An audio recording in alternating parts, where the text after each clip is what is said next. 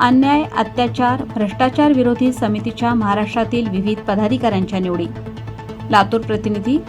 अन्याय, अत्याचार, भ्रष्टाचार विरोधी समिती महाराष्ट्र राज्य या समितीमध्ये जळगाव येथील पायल भापकर यांची जळगाव महिला जिल्हाध्यक्षपदी निवड, तर रायगड येथील शबा परवीन वारोसे यांची महाड तालुका महिला अध्यक्षपदी निवड, तर गंगाखेड जिल्हा परभणी येथील देवराव बाळासाहेब जंगले यांची मराठवाडा विभाग सचिवपदी निवड, तर पुसद जिल्हा यवतमाळ येथील सय्यद आमीन यांची पुसद तालुका उपाध्यक्षपदी दुसऱ्यांदा फेरनिवड, तर बुलढाणा येथील विलास जाधव यांची बुलढाणा सोशल मीडिया जिल्हा उपाध्यक्षपदी निवड, तर मुक्रमाबाद जिल्हा नांदेड येथील शेख सैलानी यांची मुखेड तालुका अध्यक्षपदी दुसऱ्यांदा फेरनिवड करण्यात आली.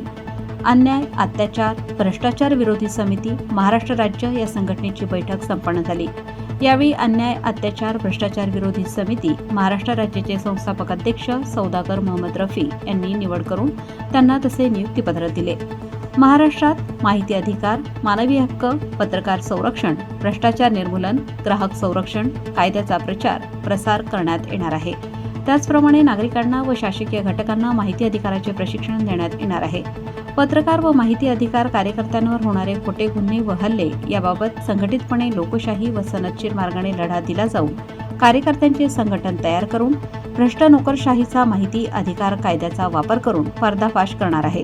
सामाजिक, शैक्षणिक, सांस्कृतिक, वैद्यकीय क्षेत्रात सरकारी कामात भ्रष्टाचार होत असल्यास त्याविरुद्ध तक्रार देऊन उपोषण आंदोलन करू अशी माहिती संस्थापक अध्यक्ष सौदागर मोहम्मद रफी यांनी दिली. या निवडीबद्दल त्यांचे सर्व स्तरातून अभिनंदन होत आहे.